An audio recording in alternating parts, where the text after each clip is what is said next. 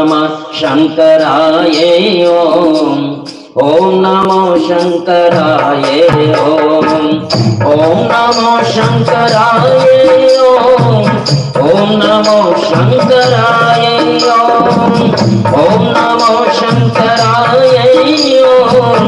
ओम नमो शंकराय ओम नमो शंकराय ओम नमो शंकराय ओम नमो शंकराय ओम नमो शंकराय ओम नमो शंकराय ओम नमो शंकराय ओम नमो शंकराय ओम नमो शंकराय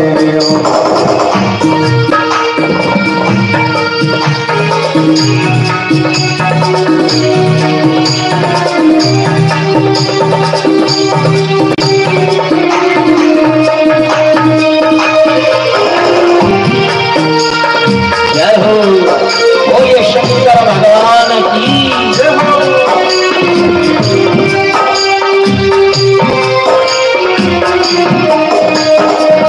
ओम नमो शंकराय ओम नमो शंकराय ओम नमो शंकराय ओम नमो शंकराय ओम नमो शंकराय ओम नमो शंकराय ओम नमो शंकराय ओम नमो शंकराय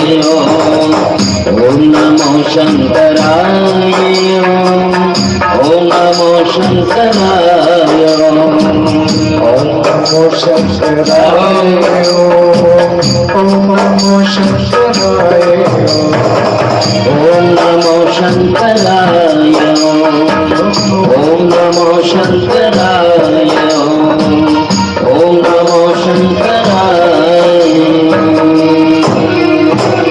नारद जी कहने लगे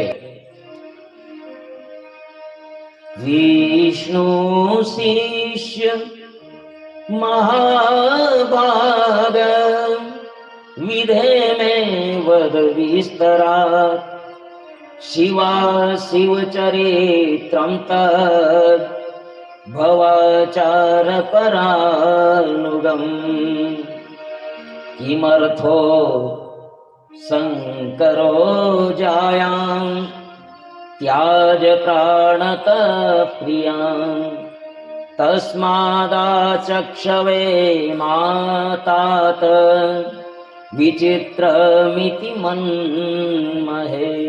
हे प्रभु, मैंने सुना है इतने प्रेम से सती के साथ विवाह किया भगवान ने, लेकिन मैंने सुना है कि उन्होंने सती का त्याग कर दिया था। ऐसा कैसे हुआ? और दक्ष जिसने बड़े प्रेम से अपनी कन्या शिवजी को दी थी, भला अपने जामाता के प्रति कोई इतना विद्वेषी कैसे हो सकता है? ये कुछ विचित्र बातें हैं प्रभु, मेरे समझ से बाहर है, इसको स्पष्ट करिए, ये कैसे हुआ? ब्रह्मा जी कहने लगे सर्वेयं शिवलीला ही बहुलीला कर प्रभु स्वतंत्रो निर्विकारी च सतीशापि तद्विदा। ब्रह्मा जी कहने लगे नारद,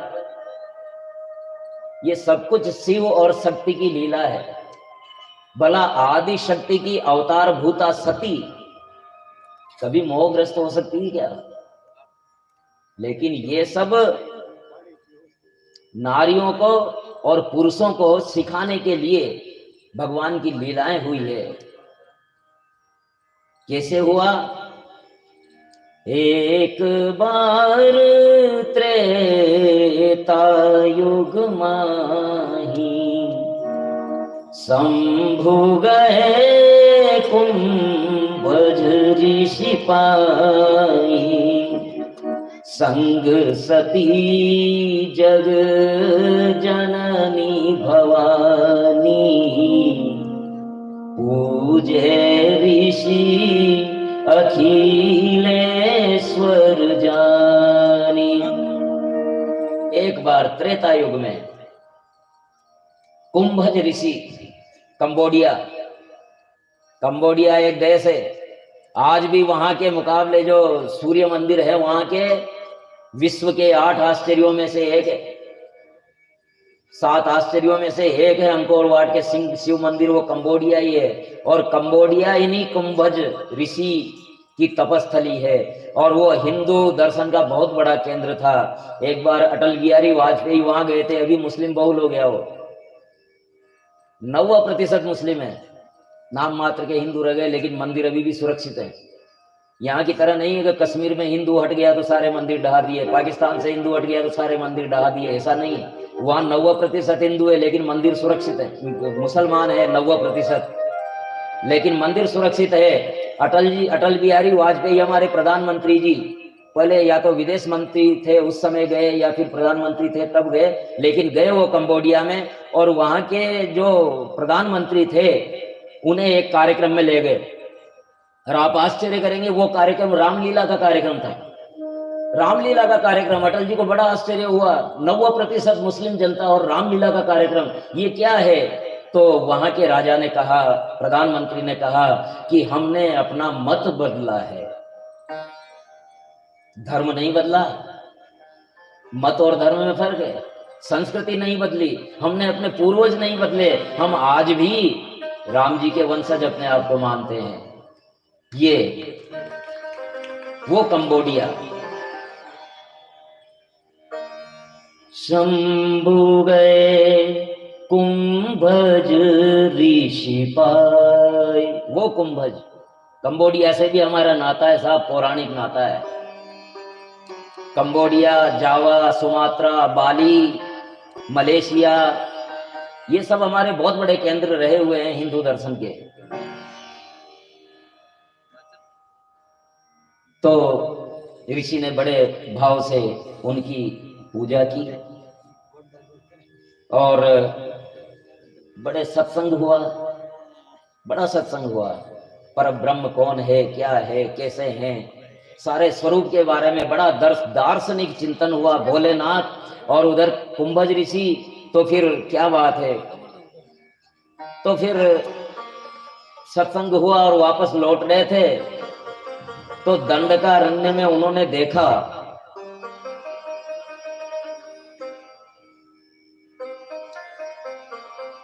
भगवान राम और लक्ष्मण।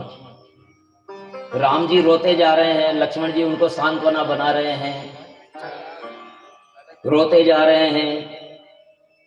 और तब भोलेनाथ कहते हैं कि हे सच्चिदानंद परम धाम आपकी जय हो, और प्रणाम किया। सती ने देखा कि ये भोलेनाथ, दुनिया इनको जपती है, ये इनको राजा के लड़कों को रो रहे हैं। बोले ये कौन है प्रभु? कहते ये वही है जिनके यहाँ कुंभज ऋषि के यहाँ जो प्रसंग चल रहे थे ना, वही ब्रह्म है। अरे ब्रह्म है तो ब्रह्म रोता है क्या? ये तो रो रहे हैं। हसीते हसीते श्री राम जय जय राम, श्री राम जय जय राम, श्री राम जय जय राम, श्री राम जय राम। तत्र रामं ददर्शासो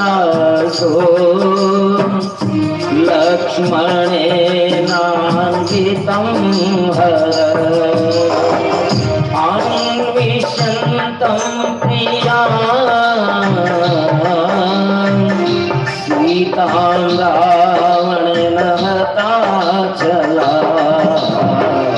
श्री राम जय जय राम, श्री राम जय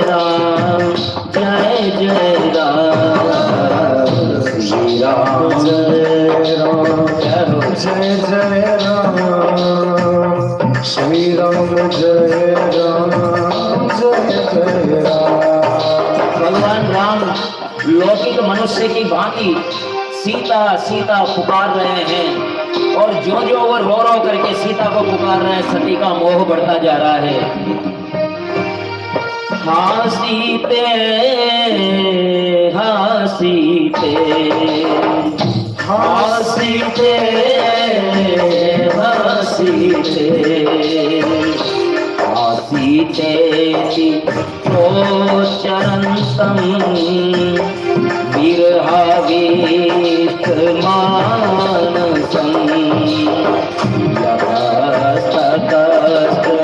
पश्यन्तं रुदन्तं हि मुहुर्मुहुः हासीते हासीते हासीते हासीते हे मधुकर हे खगमृग मधुकर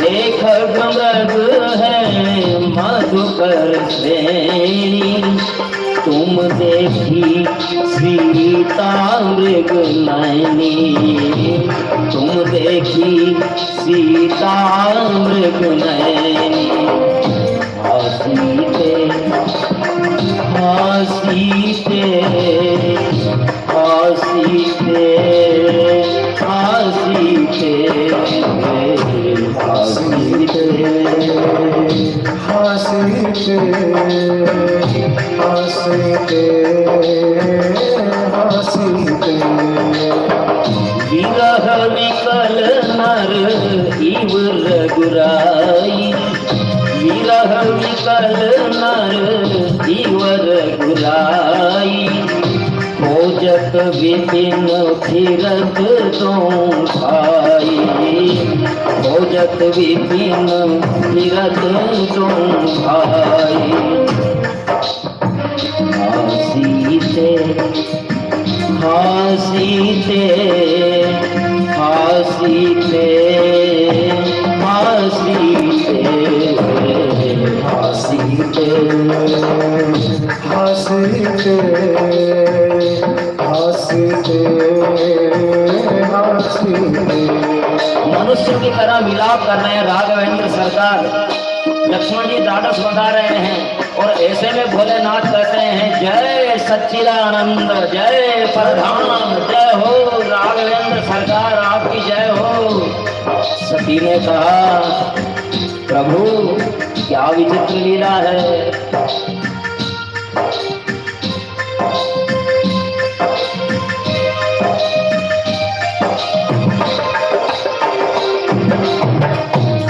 राम जय राम जय जय राम श्री राम जय राम जय जय राम श्री राम जय राम जय जय राम श्री राम जय राम जय जय राम देव देव पर ब्रह्म।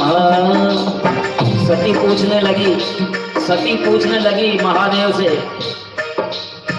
देव देव पर ब्रह्म सर्वेश परमेश्वर सेवन्ते त्वां सदा सर्वे हरि ब्रह्मादयसुरा। हे प्रभु हे देवादिदेव आपको ब्रह्मा विष्णु तक पूजते हैं और आप इन बालकों को कह रहे हैं परम ब्रह्म परम धाम, ये क्या बात है। त्वं प्रणम्यो हि सर्वेषां सेव्यो देयश्च सर्वदा वेदान्त वेत्वयत्नेन निर्विकारी परम प्रभु।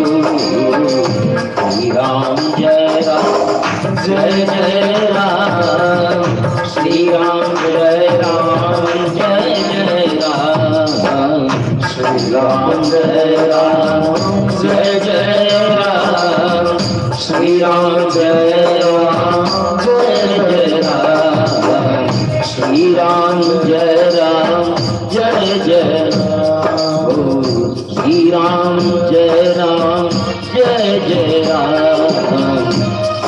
राम जय जय राम।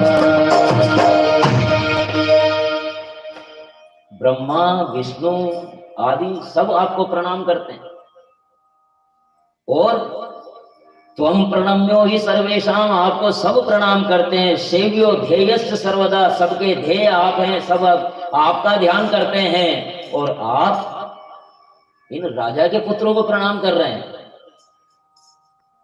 ये क्या लीला है प्रभु? बड़ा संशय है मुझे। हे नाथ, मेरा संदेह दूर कीजिए। स्वामी सेवक को प्रणाम कैसे कर सकता है?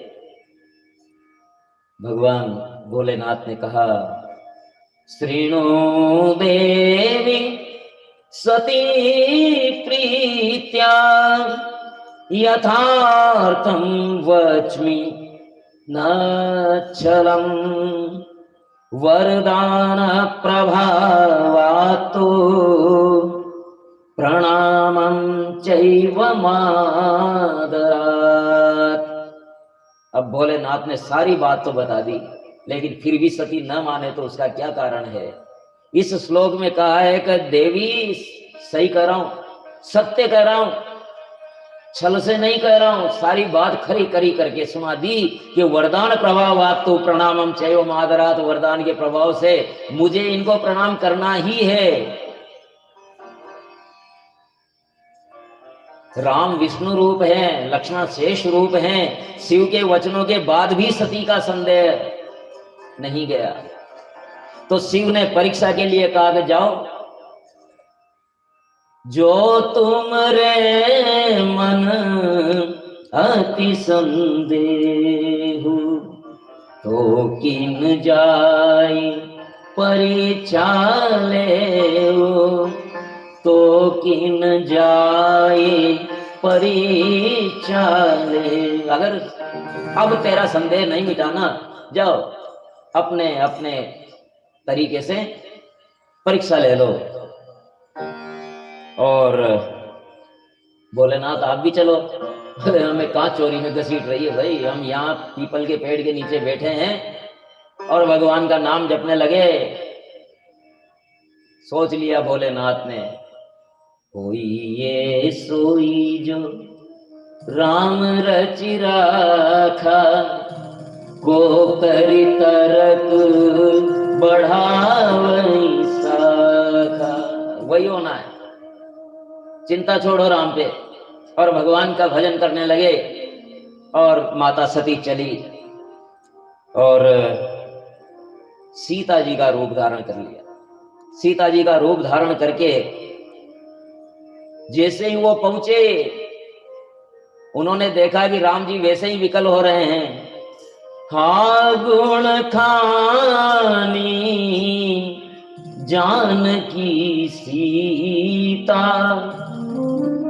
रूपशील व्रत नेम पुनीता, खंजन सुख कपोत मृगमीना, मधुप निकर को किला प्रवीणा। इन सबसे पूछ रहे हैं भगवान, तुमने देखा क्या सीता को? तुमने देखा क्या? पागल हो जाता है ना आदमी। हे खग मृग मधुकर श्रेणी, तुम देखी सीता मृग नैनी। सती ने सोचा कि ये तो आदमी है, भोलेनाथ धोखा खा गए, हो ही नहीं सकता है, परब्रह्म कैसे हो सकते हैं?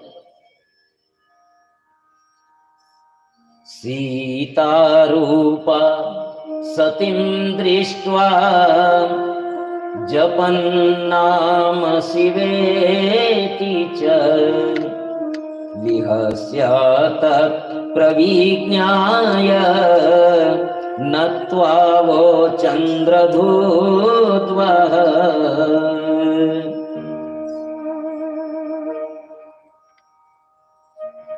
देव जब उमाकृत वेश देखा, सती का सीता रूप देखा,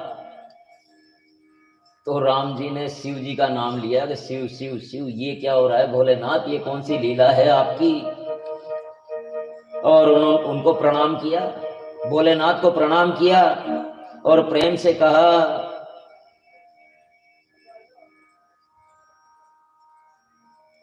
हे माता, प्रेमस्तम सती ब्रूहि वच शंभुस्ते नमो गत एका हि विपिने कस्मात् दागता पतिना विमा। हे माता, वनई अकेली फिरई के ही है तू, अकेली वन में क्यों घूम रही हो, वृक्ष केतु कहाँ है। ओहो, सती माता के तो 100 गड़े पानी के ढुल गए, क्या करे।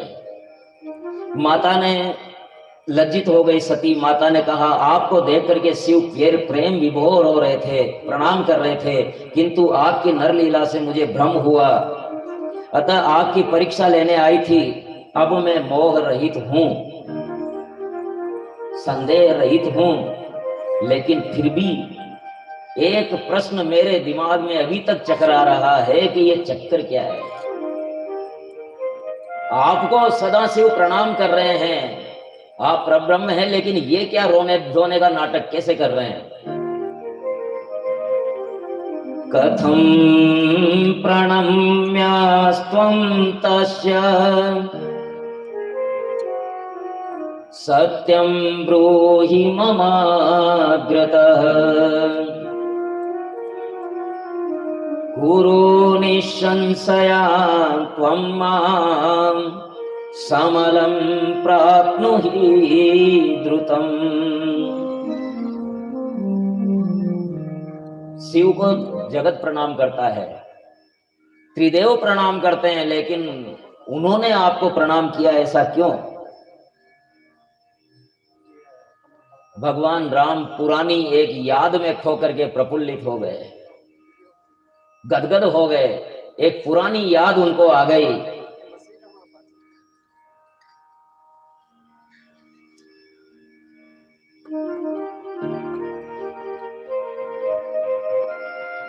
विश्वेश शंभो हे दीननाथ, विश्वेश शंभो हे दीननाथ, विश्वेश शंभो हे दीननाथ। नाथ काशी पति अधिदेवा,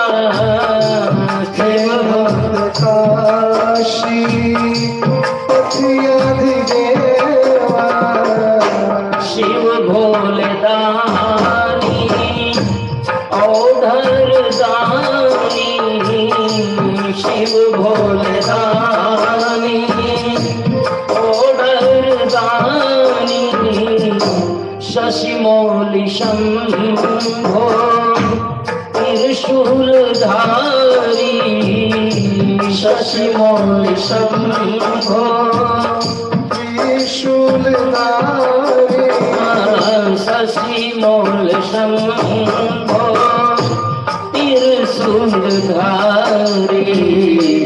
विश्वेश शंभो भोले मसानी, विश्वेश शंभो भोले मसानी।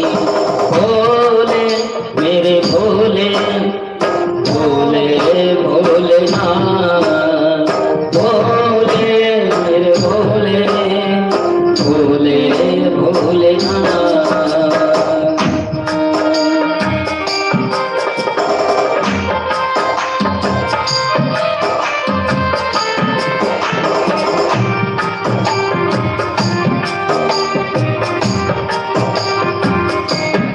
माता, अरे आप भोलेनाथ को नहीं जानती, मैं जानता हूं। वो शिव भोले दानी ओढ़र दानी। भोलेनाथ ओढ़र रानी है, वो भोलेनाथ है, बड़ा दान करते हैं। हे माता, मुझे उन्होंने पूज्य बना दिया, सब देवताओं से भी पूज्य बना दिया।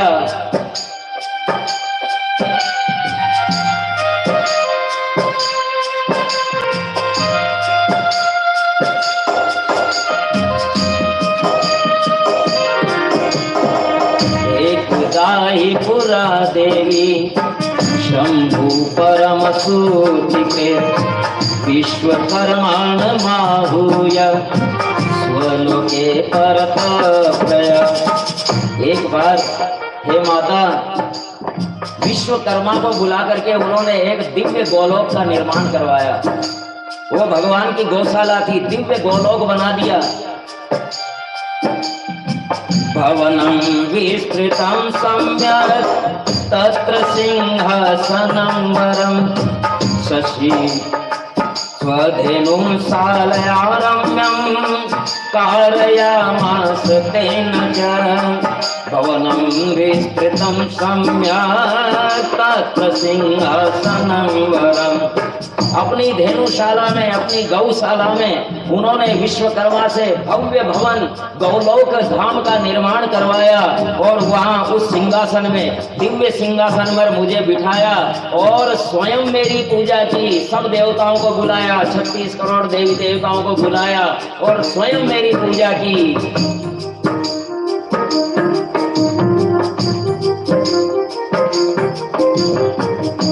शिव भोले दानी ओढ़र दानी, शिव भोले दानी ओढ़र दानी। शशि मौलि शंभो त्रिशूल धारी, शशि मौलि शंभो त्रिशूल धारी, त्रिशूल धारी, त्रिशूल धारी। शशि मौलि भोले ओ भोले दानी। उन्होंने मुझे आसन पर बिठा दिया। हे परम कल्याणकारी शंकर ने मनोहर सिंहासन पर गायन वाद्यों का महान उत्सव करवाया, सारे इंद्रादिक देवों को बुलवाया और वैकुंठ से भी श्री हरि को बुलाया और इस प्रकार अच्छा मुहूर्त देख करके उस सिंहासन पर मुझे गोलोक का अधिपति बना दिया।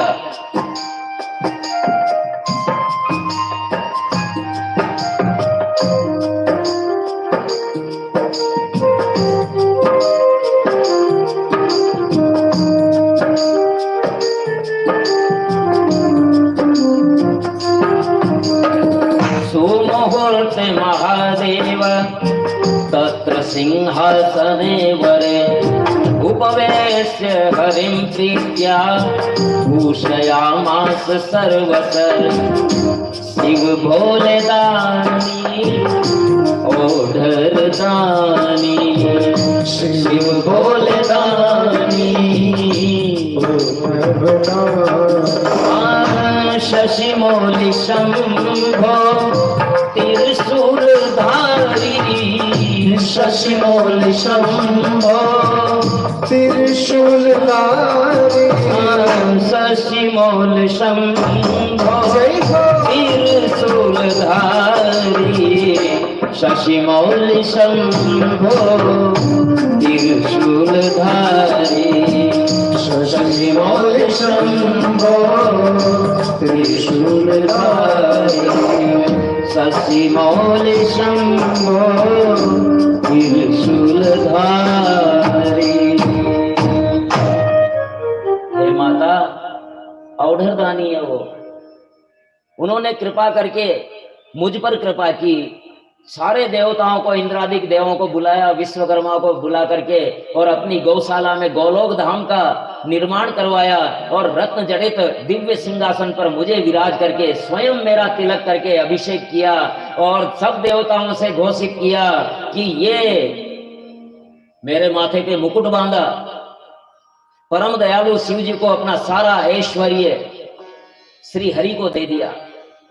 शिव जी ने घोषणा की इंद्रादिक सारे देवताओं के सामने कि आज से मैं अपना सारा ऐश्वर्य इनको देता हूं, मैं खुद इनकी पूजा कर रहा हूं, और जब ये मेरे पूज्य हैं तो सकल ब्रह्मांड के पूज्य श्री हरि हो गए। बोलिए श्री हरि नारायण भगवान की, औढ़र रानी शिव शंकर भगवान की। ऐसे औढ़र दानी है भोलेनाथ। और इस प्रकार सती माता का शंका दूर हो गई, लेकिन अब पछता है क्या हो जब चिड़िया चुग गई खेत। विवर्ण मुख से शिव जी के समीप आई। मैंने शिव वचनों पे अश्रद्धा करके और श्री राम के प्रति कुचेष्टा की, शिव जी को क्या उत्तर दूंगा। सती ने प्रणाम किया तो शिव जी ने पूछा, लैली लैली। माता ने कहा, कछु ना परीक्षा लीन गुसाई, कीन्ह प्रणाम तुम्हारी नाई। कोई परीक्षा नहीं, कोई परीक्षा नहीं ली भगवान। आपने जैसा प्रणाम किया वैसे ही मैंने भी प्रणाम किया। ओहो, ये एक और खोड़ में खाज हो गया।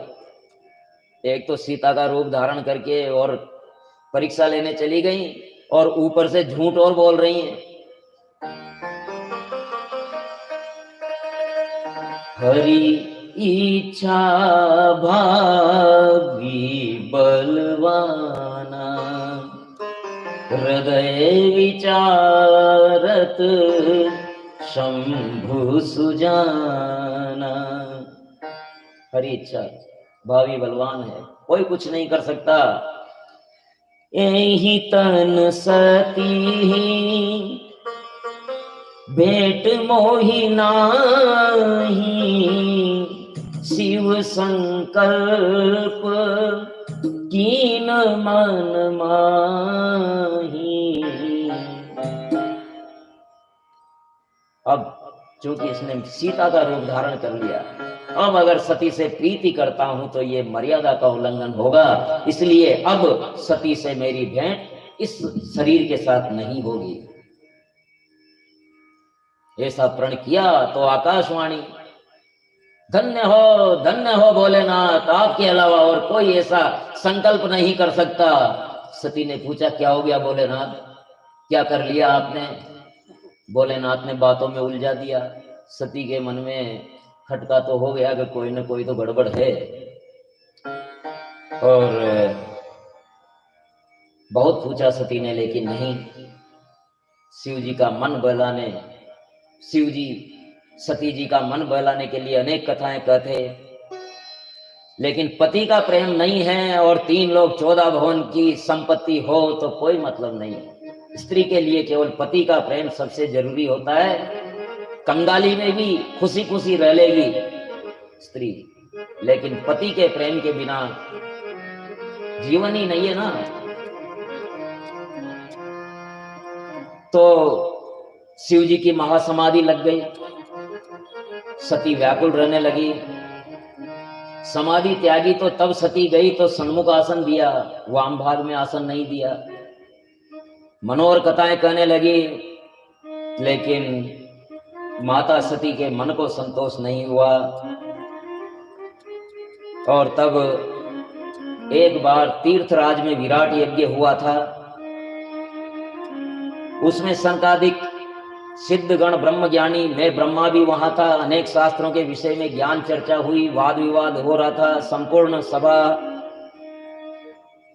विद्वानों की सभा, लोकपालों की सभा, उस सभा में मैं भी था, यानी ब्रह्मा भी थे और भोलेनाथ भी थे। अब गलती क्या हुई देवताओं से कि भोलेनाथ को अध्यक्ष बना दिया। अब सभा होती है, उसमें किसी को अध्यक्ष बनाया जाता है तो उसका काम क्या होता है, बैठे रहो, बैठे बैठे ऊँघते रहो, अध्यक्ष का क्या काम होता है? अध्यक्ष तो फिर अंत में समय हुआ तो 2 शब्द अध्यक्ष ही है, उद्बोधन कर देंगे बस, बाकी तो सभा चलती रहेगी। भोलेनाथ ने कहा कि इस समय को क्यों खराब करें, तो भोलेनाथ तो आदत से मजबूर है, आंख बंद किए और चले गए ध्यान में। ऐसे समय में आ गया दक्ष, और वो घमंडी हो गया था, क्योंकि प्रजापतियों का अधिपति हो गया था वो। और नहीं को यस जन्मा जग माई, प्रभुता पाई जाहि मद नाई। ऐसा कोई जन्मा ही नहीं इस दुनिया में जिसको प्रभुता मिली हो और उसको घमंड न हो गया हो। अरे कोई कलेक्टर का चपरासी होता है ना, वो अपने आप को कलेक्टर से कम नहीं समझता। तो यहां तो प्रजापतियों के अधिपति बन गए थे दक्ष, तो वहां पहुंचे तो सबने अभ्युत्थान करके और उनका सम्मान किया दक्ष का।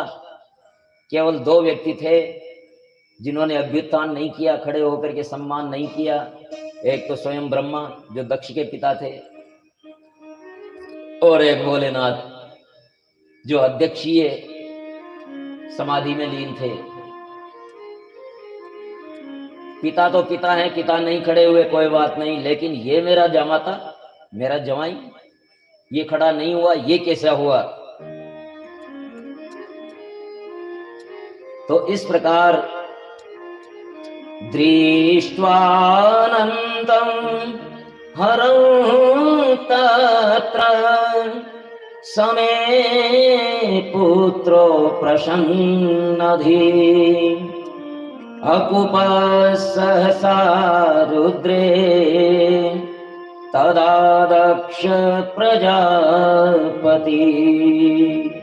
बड़ा क्रोध हुआ, मेरा दामाद और खड़ा नहीं हुआ। अहंकार के कारण क्रोध हुआ और कहा कि ये देखो, मेरे पिता के कहने पर मैंने इसको अपनी कन्या दी और आज ये मेरा अपमान कर रहा है। अरे ये तो कापालिक है, ये मसाणी है, ये तो इस सभा में आने के योग्य ही नहीं था, किसने बुला लिया? अगर मेरा वश चले तो इसको मैं यज्ञों से ही विरत कर दूं, यज्ञ में इनका भाग ही छीन लूं। ये लुप्त क्रिया है, भूत पिशाचों से सेवित है, और शास्त्रीय विधि की अवहेलना करके और कलंकित कर रहे हो। पाखंडी, दुष्ट, पापाचारी, स्त्री लोलुप और रति दक्ष में ये रुद्र मेरा जामाता बनने योग्य ही नहीं था। ये तो पिता के कहने से मैंने इसको अपनी पुत्री दे दी, और इस प्रकार मैं इसे शाप दूंगा। मैं इसे शाप देता हूं कि यज्ञ आदि कर्मों से बहिष्कृत हो जाए। दक्ष के समर्थन में भृगु आदि ऋषिगण भी रुद्र को दुष्ट मान करके निंदा करने लगे। भोलेनाथ तो भोलेनाथ है, वहां से निकल गए, लेकिन नंदी महाराज से यह सहन नहीं हुआ। अपने शास्त्रों में उल्लेख है कि शिव की निंदा, हरिहर निंदा सुनाई जे काना, तिनई पाप गो घात समाना। या तो मर जाओ या मार दो, नहीं सुन सकते हो तो भाग जाओ वहां से। नंदी महाराज ने वहां जाकर के कहा, रे रे शठ महामूढ़ दक्ष दुष्ट मते त्वया यज्ञ ब्राह्मो हि मे स्वामी महेशो हि कृतं कथम यस्य स्मरण मात्रेण भवन्ति सफला मखा तीर्थानि च पवित्राणि सोऽयं सतो हरं कथं सोऽयं सतो हर कथं। हे दुष्ट, हे महाबूढ़, क्या कह रहा है तू? अरे किसके लिए कह रहा है? यज्ञ से बहिष्कृत शिव को। अरे शिव तो स्वयं यज्ञ के स्वरूप हैं, तो किस प्रकार से इनको यज्ञ से भ्रष्ट कर सकता है, बहिष्कृत कर सकता है? जिनके स्मरण मात्र से यज्ञ सफल होते हैं। शिव का स्मरण करेंगे तभी यज्ञ सफल होगा, अन्यथा नहीं होगा। जिनके स्मरण मात्र से यज्ञ सफल होते हैं तो उन्हें बहिष्कृत करेगा? जिनका नाम लेने से तीर्थ पवित्र बन जाते हैं उनको साथ देगा तू? ब्राह्मणाधम, जिन्होंने इस जगत की सृष्टि की जो पालक है वही संगारक है, तूने उसको साप दिया। दक्ष ने पुनः किए कहा, रुद्रगणों तुम वेद बहिष्कृत हो जाओ, पाखंडीवादी हो जाओ, शिष्टाचार शून्य हो जाओ, जटाधारी भस्म और अस्थिधारी हो जाओ। तब नंदी ने भी शाप दे दिया कि तुम लोग शिव तत्व से शून्य हो जाओगे, और तेरे जैसे भृगु आदि ब्राह्मण जो शिव निंदक हैं, रुद्र तेज से मैं शाप दे रहा हूं कि कर्म फल के प्रशंसक हो जाएंगे, वेदवाद से भटक जाएंगे, तत्व ज्ञान से शून्य हो जाएंगे, स्वर्ग को ही लक्ष्य मान करके अपना कर्म करेंगे, नरक गामी होंगे। हाहाकार मच गया। शिव ने नंदी से कहा, तुम परम ज्ञानी हो, क्रोध मत करो, और वहां से चले गए। भोलेनाथ तो प्रसन्न थे, और इस प्रकार दक्ष शिवद्रोही हो गए थे। शिव को नीचा दिखाने का कोई अवसर नहीं छोड़ते थे। एक बार उन्होंने महायज्ञ का आयोजन किया। शिव माया से मोहित देव ऋषि आए, और दक्ष ने सबसे कहा था कि कोई अगर कंबोडिया से भी आ रहा है ना, कंबोज से भी, तो भी उसको सुमेरु पर्वत से होकर के, कैलाश पर्वत के ऊपर होकर के फिर कनखल में आना है। ये यज्ञ स्थल कनखल में, ताकि शिव को पता लगे कि दक्ष इतना बड़ा यज्ञ कर रहा है और मैंने उन दोनों को नहीं बुलाया है, बेटी दामाद को। तो सब लोग गए, सब ऋषि गण आए, विष्णु भी आए। विश्वकर्मा ने सुंदर भवनों की रचना की। यज्ञ स्थल कनखल में भव्य शोभा पा रहा था। कपाली शिशु होने से उनको आमंत्रित नहीं किया गया था। तो दधीची ऋषि, दधीची महान शिव भक्त, दधीची जो हमेशा देव कार्य, सृष्टि के हित में, ब्रह्मांड के हित में इतने उत्साहित रहते हैं कि देव कार्य के लिए उन्होंने अपनी हस्तियों का दान कर दिया। वो दधीची ऋषि, उनके मन में उद्विग्नता आ गई, ये कौन सा यज्ञ हो रहा है जिसमें शिव का भाग नहीं है? शिव की अनुपस्थिति में यज्ञ कैसे प्रारंभ हो सकता है? दधीची ने सबको सुना करके कहा, जिनकी कृपा कटाक्ष से अमंगल भी मंगल हो जाते हैं, वे नीलकंठ यहाँ क्यों नहीं है? उनकी साक्षी के बिना न कोई यज्ञ हुआ है न होगा। यदि ये यज्ञ सफल बनाना है तो किसी भी प्रकार चंद्रमौली शंकर को बुलाइए, उनके आते ही सारे विघ्न टल जाएंगे, अन्यथा भीषण विघ्न बाधा के लिए तैयार हो जाओ। दक्ष क्रोधित हुआ। जाको प्रभु दारुण दुख देई, वाकी मति पहले हरि ले। दधीची की बात मान ली गई होती तो बहुत बड़ी बाधा, बहुत बड़ा प्रलय टल चुका होता, लेकिन मूलम विष्णुर्देवतानां यात्र धर्म सनातन, ये है सांप्रदायिकता आजकल की सांप्रदायिकता ये है। दधीची शैव है, वो कह रहे हैं शिव के बिना यज्ञ नहीं हो सकता, लेकिन दक्ष वैष्णव है, वो कह रहा है मूलम विष्णुर देवतानां यात्र धर्म सनातन, समानीतो मया सम्यक् किम नूनम यज्ञ कर्मणि। हे ऋषिवर, विष्णु सारे धर्म कर्म की जड़ हैं, सारे देवता यहाँ हैं, तो फिर क्या कमी है? उस कापालिक के नहीं आने से कोई यज्ञ असफल होता है क्या? वेद यज्ञ अग्नि सभी प्रतिष्ठित है, ब्रह्मा विष्णु उपनिषद इंद्र आदि सब देव ऋषि आए हुए हैं। रुद्र का काम नहीं है यहाँ। पिता ब्रह्मा के कहने पर मैंने अपनी पुत्री जरूर उसको ब्याह दी थी। मैं जानता था कि वो कुलीन नहीं है, लेकिन पिता की आज्ञा मानी मैंने। वो यज्ञ में आने के योग्य है ही नहीं। इस प्रकार रुद्र की परवाह न करते हुए आप मेरे यज्ञ में ठहरो। दधीचि से कह रहे हैं ये दक्ष, परवाह मत करो, वो कापालिक कुछ नहीं कर पाएगा, रुद्र कुछ नहीं कर पाएगा, मेरे यज्ञ में ठहरो। दधीचि ने कहा, क्यों ठहरूं मैं, जहां मेरे भोलेनाथ नहीं है। अयज्ञोऽयं महाजातो विना तेन शिवेन हि विनाशोऽपि विशेषेण यत्र ते हि भविष्यति। शंकर के बिना यज्ञ नहीं है, जिसमें भयंकर विज्ञ असंभव अवश्यम भावी है। जो भी इसमें सहभागी होंगे वो भी नाश को प्राप्त होंगे। ऐसा कहते हुए दधीचि वहां से चले गए, लेकिन दक्ष फिर भी शिवद्रोही ही बना रहा।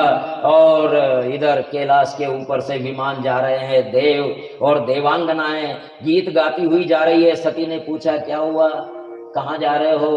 अरे सती, आपको पता नहीं आपके पिता के यहाँ यज्ञ है। सती ने कहा, अच्छा, हमें सूचना नहीं है।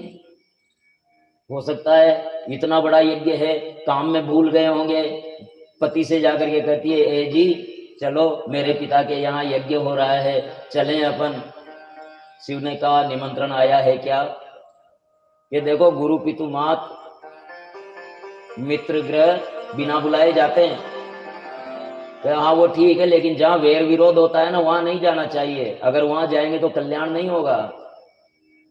कि नहीं नहीं भोलेनाथ, ऐसा नहीं है, काम धाम में भूल गए होंगे, निमंत्रण तो देना ही चाह रहे हैं। अरे देवी सती, मुझसे वो वेर पाल रखा है और मेरे वेर के कारण तुम्हें भी भुला दिया, फिर भी तुम जाओगी तो कल्याण नहीं है। सती ने जिद पकड़ ली, जिद पकड़ करके गई वहां कुछ गणों के साथ में नंदी पर सवार होकर के माता सती को विदा किया।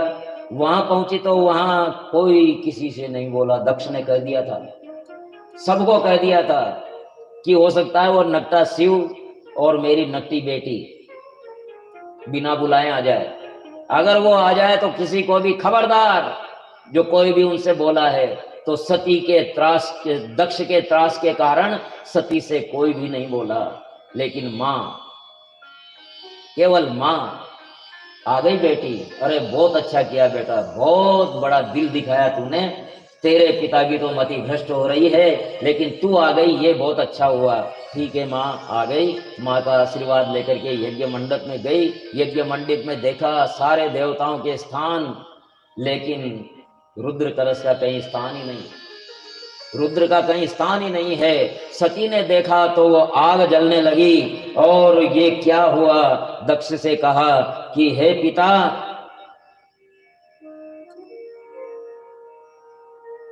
ऐसा क्या कर रहे हो?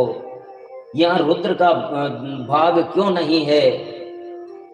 और इस प्रकार सती माता ने लंबे श्वास लेकर के पिता से बोली, हे पिता, ये आप कौन सा यज्ञ कर रहे हैं जिसमें रुद्र नहीं है? तो पिता ने कहा, तुम्हें बुलाया किसने? सती से कहा दक्ष ने, तुम्हें बुलाया किसने? और आ गई हो तो ठीक है, खाओ पियो मौज करो। दक्ष बोले कि वो कापालिक है, वो यज्ञों में बहिष्कृत है, उसको यज्ञ में भाग नहीं मिलना है। तो माता बोली, यो निंदन्ति महादेव निन्द्यमानं शृणोति वा तावुभो नरकं यातो यावच्चंद्र दिवाकरो। यो निंदन्ति महादेव, जो महादेव की निंदा करता है, केवल निंदा करता है नहीं, जो निंदा सुनता है, निंदा करता है और निंदा सुनता है, वो सभी नरक में पड़ते हैं। नरक में पड़ना तो एक बात हो गई, लेकिन यावत चंद्र दिवाकरो, जब तक सूर्य चंद्र है तब तक वो नरक में ही रहता है। यानी शिव की निंदा करने वाला और सुनने वाला हमेशा के लिए परमानेंट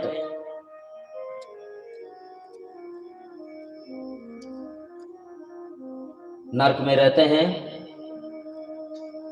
हरिहर निंदा सुनई जे काना, तीनई पाप गो घात समाना।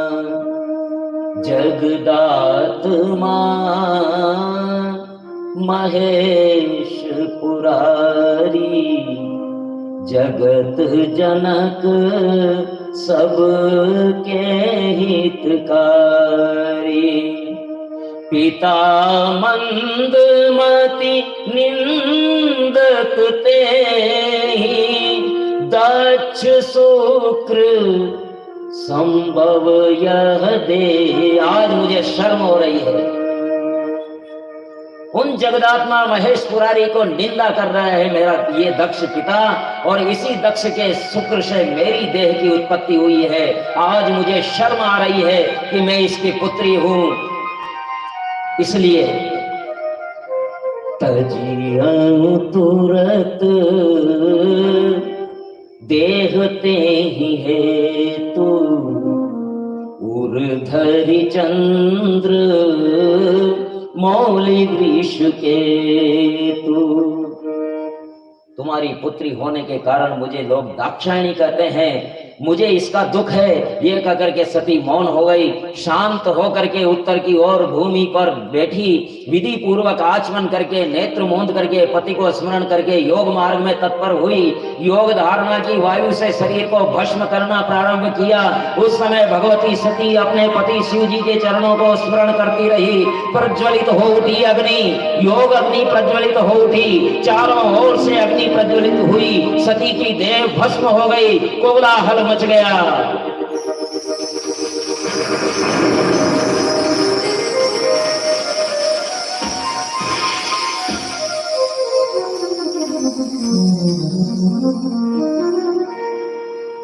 परम देवता शिव की प्राण प्रिया ने प्राण त्याग दिए। दक्ष की महामूर्खता के कारण ब्रह्मद्रोही शिवद्रोही हुआ। जब शिव गणों को पता लगा तो हाथों में आयुध लेकर के महाक्रोध पूर्वक, हमें धिक्कार है, मरो या मारो, या तो मर गए या मार दिए। लेकिन तब भृगु ऋषि ने दक्षिणाग्नि में हवन करके विभु नामक सहस्त्रों वीरों को प्रकट किया। शिव गणों और उनमें युद्ध हुआ, और भयंकर युद्ध के बाद में आखिरकार जो बचे वो शिवगण कैलाश में गए। वहां जाकर के कहा, भगवान माता सती अब नहीं है। भगवान ने नारद जी को बुलाया। नारद जी ने स्मरण करके पूछा। नारद द्वारा सारा वृत्तांत सुनकर के महारुद्र ने महारौद्र रूप धारण किया। महाक्रोध से अपनी जटा से एक बाल उखाड़ करके पर्वत पर मारा। जटा के 2 खंड हुए, समस्त भूमि में व्याप्त करके प्रलयाग्नि के समान एक महापुरुष प्रकट हुए।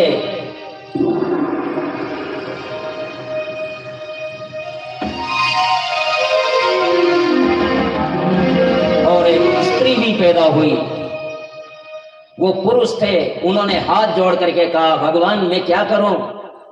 बोले, वीरभद्र तुम किसी भी रूप में मुझसे कम नहीं हो, और भद्रकाली तुम इनकी शाश्वत प्रिया हो। महाअभिमानी दक्ष ने मेरा अपमान किया है और सती की मृत्यु का कारण बना है। इसलिए जाओ, वीरभद्र और भद्रकाली सहित करोड़ों शिवगणों के साथ प्रलयाग्नि के समान चलने लगे। 400 हाथ लंबे रथ में 10,000 सिंह जुटे हुए, और इस प्रकार वहां पहुंच गए। और हाहाकार मच गया दक्ष के यज्ञ में, और चारों तरफ शिवगण कह रहे हैं, ओम नमो वीरभद्राय, ओम नमो वीरभद्राय, ओम नमो वीरभद्राय, ओम नमो वीरभद्राय, ओम नमो वीरभद्राय, ओम नमो वीरभद्राय, ओम नमो वीरभद्राय, ओम नमो वीरभद्राय, ओम नमो वीरभद्राय, ओम नमो वीरभद्राय, ओम नमो वीरभद्राय, ओम नमो वीरभद्राय। भद्रकाली नमो नमः, भद्रकाली नमो नमः, भद्रकाली नमो नमः, भद्रकाली नमो नमः। और शिवगणों में वीरभद्र और महाकाली के वीरता से प्रभावित होकर के और विष्णु आए। विष्णु ने चक्र चलाया लेकिन वो स्तंभित हो गया और विष्णु भी भाग गए वहां से। और यहाँ वीरभद्र ने तबाही मचा दी, पूरा यज्ञ तहस नहस कर दिया। और दक्ष को सिर को काटने लगे तो वो कटे नहीं, उसको फिर वीरभद्र ने छाती में पैर रखा, बाल पकड़े और उखाड़ लिया सिर और अपनी कुंड में स्वाहा कर दिया। बोले वीरभद्र महाराज की जय हो, महाकाली मात की जय हो। ओम नमो वीरभद्राय, ओम नमो वीरभद्राय, ओम नमो वीरभद्राय, ओम नमो वीरभद्राय। ओम नमो वीरभद्राय, ओम नमो वीरभद्राय, ओम नमो वीरभद्राय, ओम नमो वीरभद्राय। ओम नमो वीरभद्राय, ओम नमो वीरभद्राय, ओम नमो वीरभद्राय, ओम नमो वीरभद्राय। भद्रकाले नमो नमः, भद्रकाले नमो नमः, भद्रकाले नमो नमः। ओम नमो वीरभद्राय, ओम नमो वीरभद्राय, ओम नमो वीरभद्राय। शिव के विरोध में जो होना था वही हुआ। आज की कथा यहीं तक। अब